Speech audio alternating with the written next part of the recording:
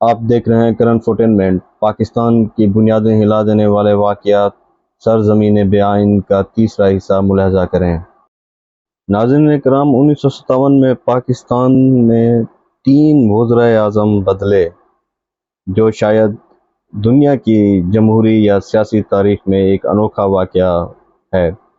50 کی دہائی میں سیاسی عدم استحکام عروج پر تھا۔ اسی عدم استحکام نے پاکستان کی ترقی کی راہ میں روڑے اٹکائے۔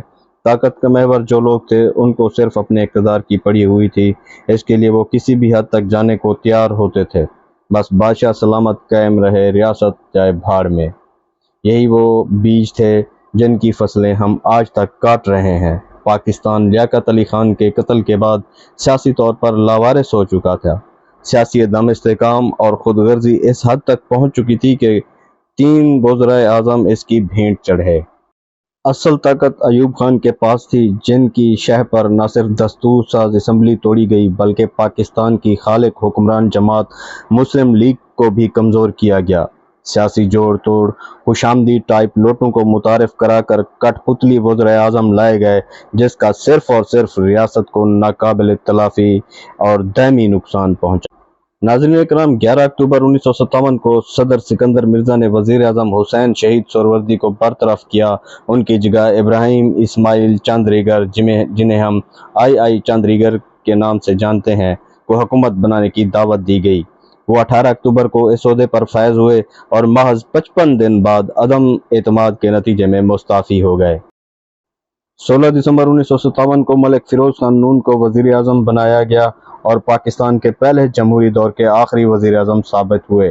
7 اکتوبر 1958 کو نہ صرف ان کو برطرف کیا گیا بلکہ نام نہاد جمہوریت کی بساط بھی لپیٹ دی گئی۔ 1956 کے غیر متفقہ صدارتی آئین کے نفاذ اور پاکستان کو اسلامی جمہوریہ قرار دینے کے محض 2.5 سال بعد نہ صرف 4 وزرائے اعظم بدلے بلکہ ماشاء اللہ کی لعنت بھی مستقل طور پر پاکستان پر مسلط کر دی گئی۔ اتنے کم عرصے میں اتنے زیادہ وزیر اعظم کی تبدیلی پر پنڈت جواہر لال نہرو نے چوٹ کرتے ہوئے ایک تاریخی جملہ پاکستان پر کسا۔ پنڈت نے کہا، ان 4 سالوں میں نے اتنی دھوتیاں نہیں بدلی جتنے پاکستان میں وزیر اعظم تبدیل ہوئے۔ ناظرین کرام، ملک فیروز خان نون کے مختصر دور حکومت میں 1-2 اچھے کام بھی ہوئے۔ پاکستان نے گوادر کو عمان سے 40 لاکھ پاؤنڈ میں خریدا۔ فیروز خان نون اہلیہ کے ہمراہ بھارت کے دورے پر گئے، جہاں انہوں نے کچھ سرحدی معاملات بھی طے کیے۔ ناظرین کرام، اس دورے کے شروعات میں ایک دلچسپ واقعہ بھی رونما ہوا، جب بیگم وقار النساء، جو کہ فیروز خان نون کی اہلیہ تھی، طیارے سے اترتے ہوئے ان کا جوتا ان کے پاؤں سے اتر گیا، جسے بھارتی وزیر اعظم نے اعلیٰ ظرفی کا مظاہرہ کرتے ہوئے جوتا اٹھا کر بیگم وقار النساء کو اپنے ہاتھوں سے پہنایا۔ جنوری 1951 میں آرمی چیف بنتے ہی جنرل محمد ایوب خان اقتدار پر قبضہ کرنے کے جتن کر رہے تھے۔ 1953 میں امریکہ کے آشیرواد کے بعد وہ شیر ہو گئے۔ اس دوران پاکستان کی پہلی اسمبلی کا توڑنا، دوسری اسمبلی سے 1 یونٹ بنوانا، جس سے نہ صرف بنگالیوں کی اکثریت کو بے اثر کیا گیا بلکہ ملک کو عدم سیاسی استحکام کا شکار کر کے ایسے حالات پیدا کیے گئے کہ واحد حل مارشل لا ہی نظر آئے۔ امریکہ کو جو فوجی اڈے دیے گئے تھے، وہ بھی 1959 سے اپنا کام شروع کر رہے تھے اور جنرل ایوب نہیں چاہتے تھے کہ ایسی خبریں عوام تک پہنچ پائیں۔ فروری 1959 میں انتخابات ہونے والے تھے اور سکندر مرزا سمجھتے تھے کہ مروجہ سیاسی نظام میں ان کی صدارت خطرے میں ہے۔ جس دن مارشل لا لگایا گیا تھا، اسی دن قائد اعظم کے ایک ساتھی خان قیوم خان نے جہلم سے گجرات تک 32 میل لمبا جلوس نکالا تھا، جس میں عوام کا ٹھاٹھے مارتا ہوا سمندر تھا۔ اس جلوس میں خان صاحب نے فوج اور بیوروکریسی کو چیلنج کیا تھا کہ وہ عوامی طاقت کا مقابلہ کر کے دکھائیں۔ 6 اکتوبر 1958 کو ریاست کلات کے نواب نے بغاوت کر دی، جسے طاقت کے بل بوتے پر دبا دیا گیا تھا۔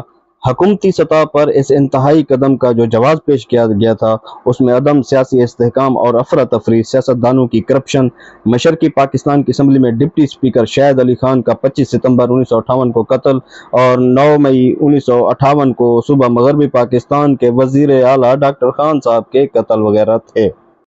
7 اگست 1959 کو صدر اور chief martial law administrator general Muhammad Ayub Khan نے ماضی کے سیاستدانوں سے چھٹکارا پانے کے لیے ایک متنازع آرڈر یا قانون جاری کیا، جسے تاریخ میں ایبڈو یا الیکٹڈ باڈی ڈسکوالیفیکیشن آرڈر کے نام سے یاد کیا جاتا ہے۔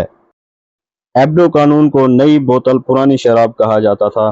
اس آمرانہ قانون کا اطلاق 14 اگست 1947 سے کیا گیا تھا۔ ایبڈو کا قانون اصل میں لیاقت علی خان کے پروڈا قانون کی نئی شکل تھا، جس کے مطابق کسی بھی سرکاری عہدے یا ادارے پر فائز کسی بھی شخص کے خلاف بدعنوانی کے کیس ثابت ہونے پر اسے اگلے 6 سال تک کے لیے نااہل قرار دیا گیا ہے۔ اس دور کے 98 سیاستدانوں پر بدعنوانیوں کے مقدمات چلے تھے، جن میں زیادہ تر مسلم لیگ کے اہم رہنما تھے۔ 3 سابق صوبائی وزراء اعلیٰ میاں ممتاز دولتانہ خان، عبدالقیوم خان اور محمد ایوب کھڑو سمیت 70 سیاستدانوں نے رضاکارانہ طور پر سیاست سے کنارہ کشی اختیار کر کے اپنی جان چھڑا لی تھی۔ 28 سیاستدانوں نے مقدمات کا سامنا کیا، صرف 6 افراد بری ہوئے۔ سزا پا کر سیاست میں حصہ لینے پر پابندی لگوانے والے 22 سیاستدانوں میں سابق وزیر اعظم حسین شہید سہروردی بھی تھے۔ امریکی صدر مسٹر آئیزن ہاور نے 7 دسمبر 1959 کو پاکستان کا 3 روزہ سرکاری دورہ کیا تھا۔ اس وقت تک پاکستان سرد جنگ کے دور میں مکمل طور پر امریکہ کا پٹھو بن چکا تھا اور اپنی سرزمین پر اسے فوجی اڈے دے کر بھاری فوجی اور اقتصادی امداد حاصل کر رہا تھا، جو ایوب خان کی حکومت کے ترقیاتی دور کی سب سے بڑی وجہ تھی۔